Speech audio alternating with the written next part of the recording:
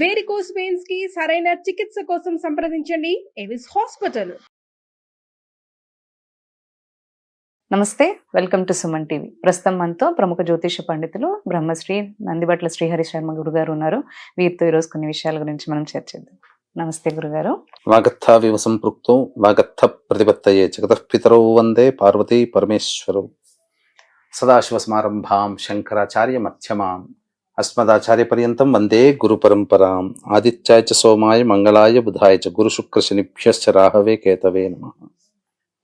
శృంగేరి జగద్గురు పీఠాధిపతులకి, కంచి పీఠాధిపతులకి నమస్కారములు తెలియజేసుకుంటూ కార్యక్రమాన్ని ప్రారంభిద్దాం. గురుగారు, మనకి వచ్చే 8వ తేదీన అనుకుంటా మనకి భీష్మ ఏకాదశి వస్తుంది. అయితే దీని యొక్క విశిష్టత ఏంటి? భీష్మ ఏకాదశి అంటే మామూలుగా మనం గమనించుకున్నట్లయితే ప్రతి నెల 2 ఏకాదశులు వస్తాయి. ఒక్కొక్క మాసంలో వచ్చే ఏకాదశికి చాలా విశిష్టత అనేటువంటిది ఉంటుంది. కానీ మాఘమాసంలో వచ్చే ఏకాదశి ఒక్క ఏకాదశినే ఒక జీవించి బ్రతికి ఉన్నటువంటి వ్యక్తి యొక్క పేరుతో పిలవడం జరుగుతుంది. మిగతా ఏ ఏకాదశులకైనా కానీ విధానం వేరున్నా ఒక వ్యక్తి యొక్క పేరునే ఏకాదశిగా మార్చబడినట్టుంది. అదే భీష్మ ఏకాదశి. భీష్ముడిని దృష్టిలో పెట్టుకొని ఈ ఏకాదశి అనేటువంటి దాన్ని గుర్తిస్తూ ఉన్నాం. అంటే ఏంటి? మహాభారత యుద్ధం జరిగిందమ్మా. జరిగిన తర్వాత భీష్ముడు అంపశయ్యపై ఉన్నాడు. అతనికి తండ్రి అయినటువంటి శంతనుడి ద్వారా ఇచ్ఛా మరణం అంటే కోరుకున్న సమయంలో మరణాన్ని పొందగలిగే శక్తి అతనికి లభించింది. తర్వాత అతను యుద్ధము దక్షిణాయనంలో జరిగింది, అయిపోయింది. కానీ అంపశయ్యపై ఒరిగిన తర్వాత ఉత్తరాయణ పుణ్యకాలం కోసం వేచి చూశాడు. ఉత్తరాయణ పుణ్యకాలం అందున మాఘమాసం రవి ఉన్నటువంటి మకర రాశిలో ఉండగా వచ్చినటువంటి మాఘమాసము వరకు ఎదురు చూసి ఏకాదశి రోజున పరమపదించడం జరిగింది. అంటే ఏంటి? భీష్మాష్టమి మొదలుకొని భీష్మ ద్వాదశి వరకు కూడా తన పంచ ప్రాణాలని ఒక్కొక్క రోజు ఒక్కొక్క ప్రాణాన్ని వదులుతూ వచ్చాడు. అంటే ఏంటి? అష్టమి రోజున ఒక ప్రాణం, నవమి, దశమి, ఏకాదశి, ద్వాదశి, ఈ విధంగా శరీరంలో ఉన్నటువంటి ఆత్మని, అంటే భీష్ముడు ఎంతటి గొప్పవాడంటే అతనికి శిరో మనగా ఈ మూర్ధి స్థానము అని అంటారు. అంటే మధ్య ఈ కపాలంలో ఉన్నటువంటి మధ్యస్థానం నుంచి ఆత్మ వెళ్ళిపోయింది. అంటే ఇక్కడ మనం గమనించాల్సింది ఏంటంటే అతను గొప్పగా యోగాభ్యాసాన్ని ఆచరించి ఉన్నాడు.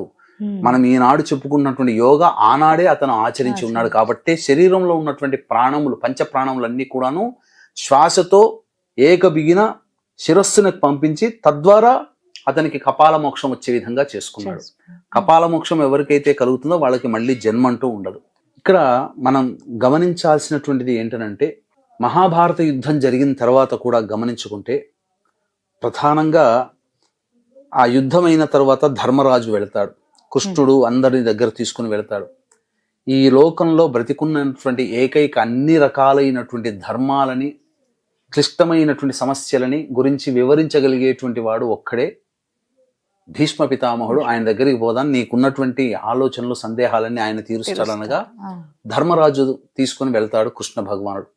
వెళ్ళిన తర్వాత ఆ విధంగా తనకు వచ్చినటువంటి అనేకమైనటువంటి సందేహాలని చాలా రకాలుగా నివృత్తి చేసుకుంటాడు ధర్మరాజు. చాలా సంతోషపడతాడు. ఇందులో భాగంగానే ఈ మాఘమాసంలోనే ఈ ఏకాదశి రోజున మనకేంటనంటే విష్ణు సహస్రనామం అనేటువంటిది ఉద్భవించింది. ఈనాడు మనం అందరం కూడా విష్ణు సహస్రనామాలు విరివిగా చేస్తున్నామంటే కేవలం భీష్ముడి యొక్క పుణ్యం వలనే అని గమనించుకోవాలి. ఆయన చెబితేనే ఆ నామాలన్నీ వచ్చాయి. ఆ విధంగా ధర్మరాజుకు చెబుతుండగా ఉద్దాలకుడు వీళ్ళందరూ కూడా ఉండి, వ్యాసులు వీళ్ళందరూ ఉండి రచించుకున్నారు. ఆ విధంగా మనకు లోకానికి అనేటువంటిది అందించబడింది. అంతేకాకుండా సాక్షాత్తు విష్ణు అవతారాన్ని అని చెప్పి మొట్టమొదటిగా గుర్తించిన వాడు భీష్ముడే. అందుకనే కృష్ణుణ్ణి విష్ణువుతో పోలుస్తాడు. అలాగే నిర్యాణం కూడా ఎలా జరిగింది అని అంటే భీష్ముడి యొక్క పాదాల చెంత ధర్మరాజు అలాగే కృష్ణుడు ఉండగా నకుల సహదేవులు భుజాల దగ్గర ఇటువైపు 2 వైపులా ఉండి అప్పుడు అతని యొక్క చితిని పేర్చిన తర్వాత అతని యొక్క శవాన్ని మోశారు. ఎప్పుడైతే ఈ విధంగా ఈ కపాలము నుంచి ఎప్పుడైతే ఆత్మ ప్రవేశం బయటికి వెళ్ళిపోయిందోనమ్మా, అప్పుడు చక్కగా మనం ఈరోజు ఆచరిస్తున్నట్టు విధంగానే అతని భీష్ముడి యొక్క శవానంతా కూడా చక్కగా స్నానం ఆచరింపచేసి సుగంధ ద్రవ్యములు కలిగినటువంటి కట్టెలను అవన్నీ కూడా ఏర్చి సాగనంపారు. అది విధానంగా చేశారు ఆ రోజున జరిగినటువంటిది. కాబట్టి ఈ ఏకాదశి చాలా పవిత్రమైనటువంటిదమ్మా. దానికంటూ కొన్ని వ్రత విధానాలు అనేటువంటివి ఉన్నాయి. ఆ విధానాన్ని గనక పాటించినటువంటి వాళ్ళకి చాలా మటుకు సమస్యలు తీరుతాయని చెప్పొచ్చమ్మా. గురుగారు, ఇప్పుడు ఈ వ్రత విధానం ఎలా చేయొచ్చు అంటారు మనకి భీష్మ ఏకాదశి వ్రత విధానం అనేటువంటిది ముందు రోజు దశమి, 7వ తారీఖు రోజున దశమి అయింది. ఆ దశమి తిథి రోజున సాయంకాల ప్రదోషకాల సమయానికి చక్కగా స్నానం ఆచరించి ఆ రోజు ఏది భుజించకూడదు, నిరాహారంగా ఉండాలి. దాంపత్యం పనికిరాదు, మద్యపానం పనికిరాదు. ఆ విధంగా వీలైతే నేల మీద నిద్రించే అవకాశం చేసుకోవాలమ్మా. తదనంతరం ఏకాదశి రోజున చక్కగా లేచి భీష్ముణ్ణి ఆ రోజున పూర్తిగా నమస్కారం చేసుకోవాలి. నమస్కారం చేసుకొని తదనంతరం కాలకృత్యాదులు తీర్చుకొని తులసి చెట్టు దగ్గర షట్కోణం, ముగ్గుతో షట్కోణం వేసి మధ్యలో పసుపు కుంకుమ అలంకారం చేసి ఆ మధ్యలో ఆవు నేతితో ఉన్నటువంటి దీపారాధన వెలిగించి విష్ణు సహస్రనామ పారాయణం చేసి చక్కగా అరటి పండ్లు, ఆవు పాలు నైవేద్యంగా పెట్టాలి. ఆ రోజంతా కూడాను వీలైతే భీష్ముని స్మరించుకుంటూ, భీష్ముడి యొక్క గొప్పతనాన్ని స్మరించుకుంటూ, భీష్ముడి ద్వారా తెలుసుకోగలిగినటువంటి ధర్మరాజు ఏ విధంగానైతే ధర్మాలు తెలుసుకున్నాడో ఆ ధర్మాలన్నీ కూడా ఆ రోజున భీష్ముని తలుచుకుంటూ తెలుసుకొని తదనంతరం రాత్రి కూడా వీలైతే నిరాహారంగా ఉండాలి. పూర్తిగా ఉండి ద్వాదశి తిథి రోజున చక్కగా మళ్ళీ విష్ణు సహస్రనామ పారాయణం చేసి అప్పుడు వ్రత విధానాన్ని విరమించాలి. ఎలా విరమించాలి? అభ్యాగతులకి లేకపోతే మన ఇంటికి ఎవరైనా వచ్చినా వాళ్ళకి వంట చేసి పదార్థములతో వారికి భోజనాన్ని పెట్టి, మళ్ళీ ఇందులో శాకాహారమే ఉండాలి తప్ప మాంసాహారం పనికిరాదు, పెట్టి వాళ్ళకి సంతోష పెట్టి తదనంతరం, లేదా ఎవరు మన ఇంటికి రారు, అనాథలున్నారు, లేకపోతే ఈ సంబంధించినటువంటి పెద్దలు, వృద్ధాశ్రమాలు ఉన్నాయి, వాళ్ళకి తినగలిగేటువంటి వస్తువులకి వాళ్ళకి దానం చేసి ఇంటికి వచ్చి చక్కగా దంపతులు కానీ ఎవరైనా కానీ, పురుషులైనా స్త్రీలైనా ఎవరైనా కానీ ఆ విధంగా ఇంట్లో భోజనం చేసి విరమిస్తే దాంతో అక్కడి భీష్మ ఏకాదశి వ్రత విధానాన్ని ఆచరించిన వాళ్ళం అవుతాం.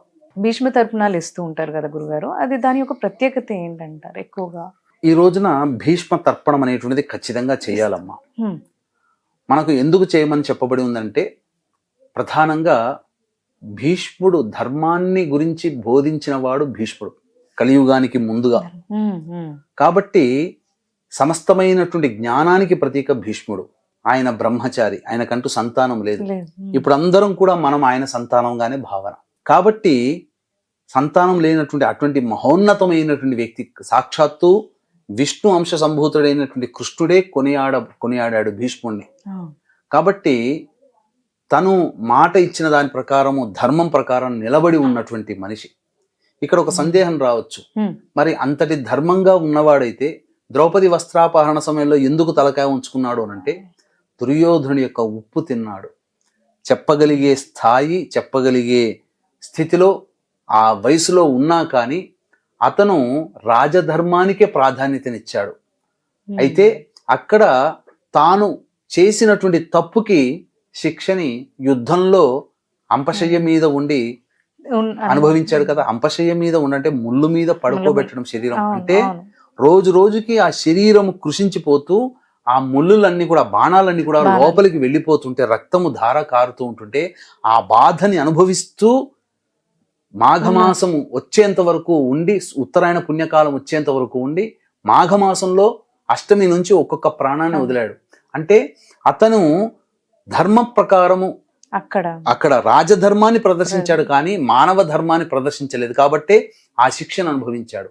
అంతటి మహోన్నతమైనటువంటి ధర్మస్వరూపుడైనటువంటి భీష్ముడికి తప్పకుండా మనమందరం కూడా తర్పణాలు వదలాలి. ఏ విధంగా తర్పణ అంటే చాలా సింపుల్ గానమ్మా. తర్పణ విధానాన్ని తెలియజేస్తాను, వీక్షించేటువంటి ప్రేక్షకులకి గమనిక. ఈ మాఘ పౌర్ణమి ఫిబ్రవరి 12వ తారీఖు రోజున త్రివేణి సంగమం ప్రయాగరాజ్ క్షేత్రంలో జాతకరీత్యా కలుగు అన్ని రకాల సమస్యల తో బాధపడుతున్నటువంటి వారికి సర్వదోష నివారణ పూజలు, హోమాలు, అలాగే ఇప్పుడు సమస్యలు ఎదుర్కొంటున్నామంటే గత జన్మ కర్మదోషాలు కావున గత జన్మ కర్మదోషణ నివారణ తిల హోమాలు, మరియు 2025 సంవత్సరం 12 రాశుల వారికి శని ప్రభావం అనేటువంటిది ఉంటుంది కాబట్టి శని దోష నివారణ హోమాలు అనేటువంటివి పర్ హెడ్ 2100 రూపాయలకి ప్రయాగ క్షేత్రంలో చేయించడం జరుగుతుంది. అలాగే మరుసటి రోజు మఖా నక్షత్రం, పితృ నక్షత్రం కావున మనకు పుష్కరాలు ఎలాగో కుంభమేళ అలా కావున అక్కడ పెద్దల యొక్క ఆత్మతృప్తి కోసమే పిండ ప్రదాన కార్యక్రమాలు కూడా చేయించడం జరుగుతుంది. వీటి వివరాలు కార్యక్రమ తదనంతరం కాంటాక్ట్ చేసి పూర్తి వివరాలు తెలుసుకోవచ్చు. ఇప్పుడు సమస్యలు ప్రయాగలో ఇబ్బందులు ఎదురవుతున్నాయి కాబట్టి అవకాశం దొరికితే ప్రయాగ క్షేత్రంలో చేయించడం జరుగుతుంది, లేకపోతే కాశీ క్షేత్రంలో ఖచ్చితంగా చేయించడం జరుగుతుంది ఈ కార్యక్రమాలు అని గమనించగలరు. మనము ఈ యొక్క భీష్మ తర్పణం అనేటువంటిది చేయాలమ్మా. దానికి కావాల్సిందల్లా ఏమి పెద్దగా అవసరం లేదు. ఒక మనస్సు, గొప్పవాడు, మంచివాడు, ఆ జన్మ బ్రహ్మచారి, ధర్మం కోసం నిలబడ్డాడు అనేటువంటి ఒక ఆలోచన మనకి ఎప్పుడైతే కలుగుతుందో అతని కోసం మనం తర్పణాలు చేయాలనే ఆలోచన వస్తుంది. పోయేది ఏమీ లేదమ్మా, ఒక 10 నిమిషాల కార్యక్రమం, ఏమీ లేదు. ఒక గ్లాసు, ఆ గ్లాసులో మంచినీరు, అందులో ఒక స్పూను, ఒక కటోరి గిన్నె లేదా బౌల్ ముందర పెట్టుకోవాలి. దక్షిణం వైపు ఫేస్ పెట్టాలి. ముందుగా గణపతికి నమస్కారం చేసుకొని ఈ రోజు భీష్మ ఏకాదశి.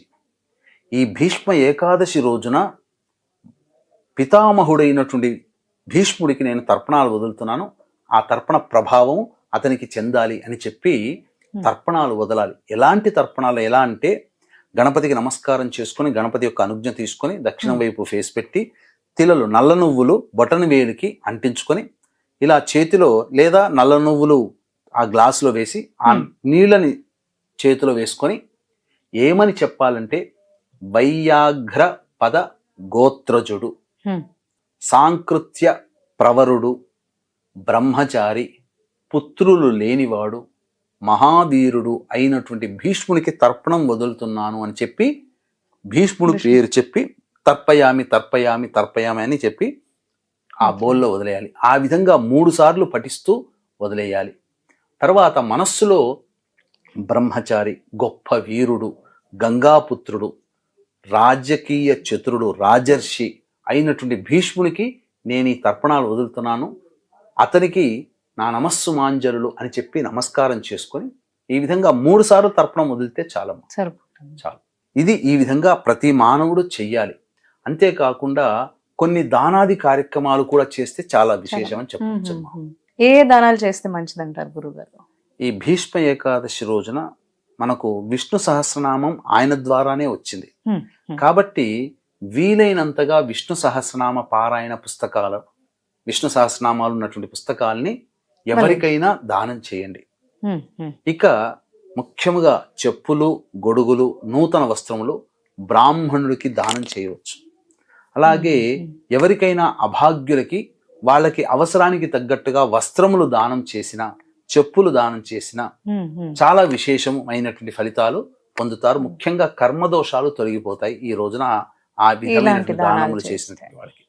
అది. ధన్యవాదాలు. సర్వం శ్రీ ఉమామహేశ్వర పరబ్రహ్మార్పణమస్తు.